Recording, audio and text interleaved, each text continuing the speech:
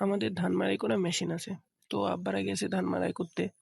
তো সেখান থেকে ফোন দিয়ে বলতেছে, সকালবেলা ফোন দিয়ে বলতেছে, "আমাদের এখানে আসো, আমরা বাড়িতে চলে যাব।" তো যেই বলা সেই কাজ। আমি চলে যাচ্ছি। এখান থেকে গাড়ি নিয়ে চলে যাব ধান আনার জন্য। তো সেই উদ্দেশ্যেই যাচ্ছি গাড়ির কাছে। তো এখানে অপেক্ষা করতেছি গাড়ির জন্য। গাড়ির জন্য অপেক্ষা করতেছি। গাড়িওয়ালা গাড়ি নিতে গেছে। তো হ্যালো এভরিওয়ান, আসসালামু আলাইকুম। সবাই কেমন আছেন? আশা করি সবাই ভালো আছেন। আপনাদের দোয়ায় আল্লাহর রহমতে আমিও অনেক ভালো আছি। আর ভালো আছি বিধায় প্রতিদিন ন্যায় আজকেও আপনাদের মাঝে উপস্থিত হলাম। এই যে গাড়িওয়ালা কাকা আসতেছে। তো আমিও গাড়িতে চড়ে উঠে পড়ছি। তো রওনা দিয়ে দিছি পাটুলের উদ্দেশ্যে। কারণ পাটুলই আছে আব্বারা। তো বাড়ির কাছেই বেশিক্ষণ লাগবে না। ১ ঘন্টার মতো লাগবে যাইতে। ১ ঘন্টার মতো লাগবে আপনাদেরকে যে আশেপাশে রাস্তাঘাট পরিবেশ দেখাই। আমরা কিভাবে যাচ্ছি সেটা দেখাই। এই যে দেখেন কিভাবে যাচ্ছি। আসলে এখান থেকে গাড়ি নিয়ে যাওয়ার মূল উদ্দেশ্যই হচ্ছে ওখানে তেমন গাড়ি পাওয়া যায় না। আর এখান থেকে নিয়ে গেলে সুবিধা হয়। আর ওখান থেকে গাড়ি নিতে হলে অনেক টাকা ভাড়া চায়। সেজন্য ওখান থেকে গাড়ি নেওয়া হয় না। নেওয়া হয় না বলতে ওখান থেকে গাড়ি তেমন পাওয়াই যায় না। সেজন্যই এখান থেকে নিয়ে যাওয়া। আর আমি নিয়ে যাচ্ছি ওখানে আব্বারা আছে। ওখানে যেয়ে গাড়ি লোড দিব। তারপরে আবার আজকেই রওনা দেবো, ব্যাক করব। তো সাথেই থাকেন, দেখতেই থাকেন আমি কি করি। আসলে প্রতি বছরের ন্যায় প্রতি বছরই যায় আমার আব্বারা ধান মাড়াই করতে। তো এবছর হয়ে গেছে আমি প্রায় পাটুল বাজারে চলে আসছি। তো এখান থেকে তেল নিবো গাড়িতে। গাড়ির তেল শেষ। তো গাড়ির এখান থেকে তেল নিবো। এই যে দেখতে পাচ্ছেন কাকা গাড়ির তেল নিচ্ছে। তো এখান থেকে গাড়ির তেল নিয়ে আমরা প্রায় চলে আসছি কাছাকাছি। মোটামুটি আর ১৫-২০ মিনিট লাগবে। আমরা পাটুল বাজারে চলে আসছি। এখান থেকে মোটামুটি ১৫-২০ মিনিট লাগবে যাইতে। তো আমাদের তেল উঠানো হলে আমরা এখান থেকে আবার রওনা দিব।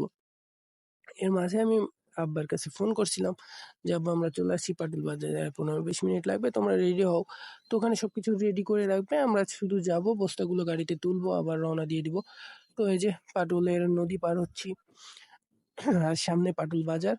এখান থেকে আমরা এখান থেকে বেশি সময় লাগবে না। এখান থেকে যেটা আপনারা পাটুল মিনি কক্সবাজার নামে চিনেন, সেই বিলে এই ধান মাড়াই করতে গেছে আব্বারা। সেখানে যাবো। আর এই তো এখান থেকে মাত্র ১০-১৫ মিনিটের রাস্তা। বেশি সময় লাগবে না।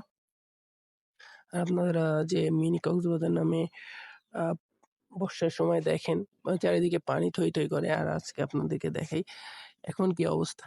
চারিদিকে একটুকু পানির বংশ নাই। পানির একটুকু মানে কিছুই নাই বললে চলে।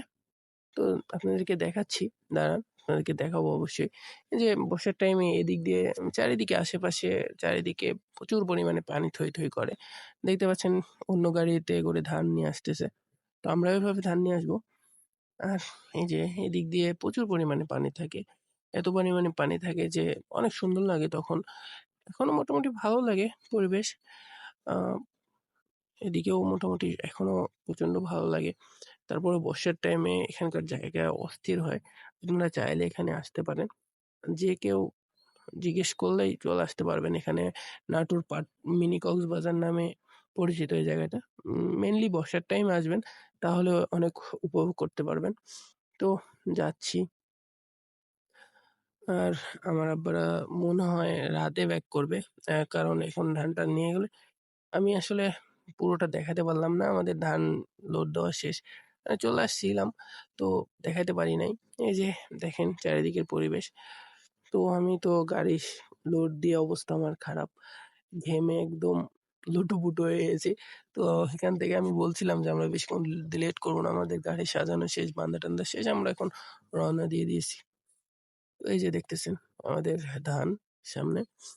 তো আমিও পাকা রাস্তায় উঠে গাড়িতে উঠে পড়ছি। আর এই যে দেখেন আশেপাশে চারিদিকে ধান ছিল। এখন কিছুই নাই। এখন চারিদিকে শুধু ধানের লারা পড়ে আছে। আমরা লারা বলি তো। এসব চারিদিকে লারা পড়ে আছে। আশেপাশে কিছুই নাই তেমন। আর ২-১ টা জমিতে ধান আছে। দেখা যাচ্ছে যেগুলো এখনো পাকে নাই, সেগুলো কাটা পড়ে নাই। তো আমি চলে আসতেছি। আবার আজকে আপনাদের মাঝে এখান থেকেই বিদায় নিবো। আবার অন্য কোনো ভিডিওতে আপনাদের মাঝে উপস্থিত হব। সবাই ভালো থাকবেন। আসসালামু আলাইকুম।